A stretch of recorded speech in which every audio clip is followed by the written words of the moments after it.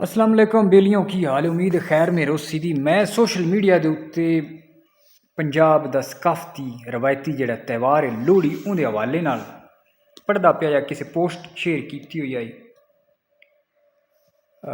ये तो बेलियां सारिਆਂ ਨੂੰ पता है कि लोहड़ी त्यौहार का बैकग्राउंड की है। कुछ लोगों के मुताबिक तो दुल्ले भट्टी तो भी पहले दियां रवायतां मौजूद ने, सदियों तो मनाया जा रहा, लेकिन उस तो पिछे है कि जिहड़ी दुल्ला भट्टी मुंदरी नां दी कुड़ी नूं बचाया, जो कि हिंदू कुड़ी आई, उन्होंने एक मुसलमान जगीरदार कोलों बचाया जाए, उन्हें अगवा कर लिया है और उस कुड़ी का विवाह हिंदू रस्मों रिवाज के मुताबिक अपनी धी बना के एक हिंदू छोर के नाल उनका करवाया, जो कि उनका मंगेतर आ।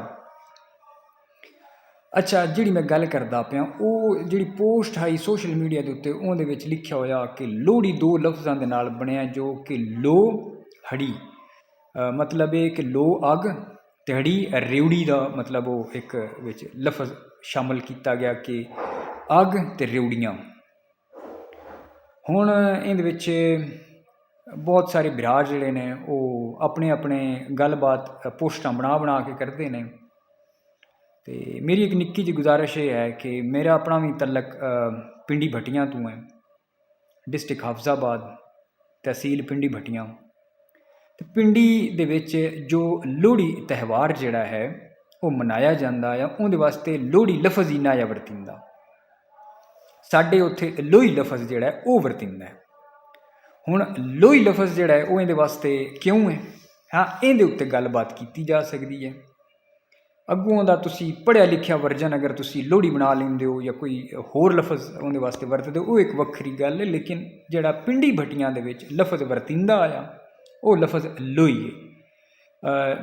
लोही साडे पिंड दे विच चादर नूं भी आंदे ने लोही, ते हो सकता है कि धियां भैणां दे सिर कज्जण दे निस्बत दे नाल उहनूं लोही आख्या जांदा होवे। इहदे हवाले नाल मेरे कोल खैर कोई अथेंटिक मालूमात कोई नहीं, लेकिन ये अथेंटिक गल है कि पिंडी भट्टियां दे विच लोहड़ी लफ्ज़ नाया वरतिंदा, उत्थे लफ्ज़ लोही वरतिंदा है।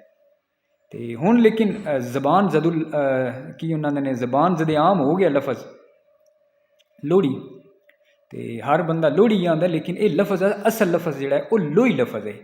तो लो अग दे नाल उहनूं तुसीं रलाओ या हड़ी रेवड़ियां दे नाल रलाओ, वो एक वक्खरी गल है। लेकिन जिहड़ा बुनियादी बेसिकली पिंडी भट्टियां जी, क्योंकि पिंडी भट्टियां दे नाल अगर कोई निस्बत जुड़ी हुई है दुल्ला भट्टी दी और उन्होंने लोहड़ी आख्या जाता पिया, तो लोहड़ी बेशक तुसीं आखो, लेकिन असल लफ्ज़ जिहड़ा पिंडी भट्टियां दे विच आख्या जाता वो लोही लफ्ज़ है।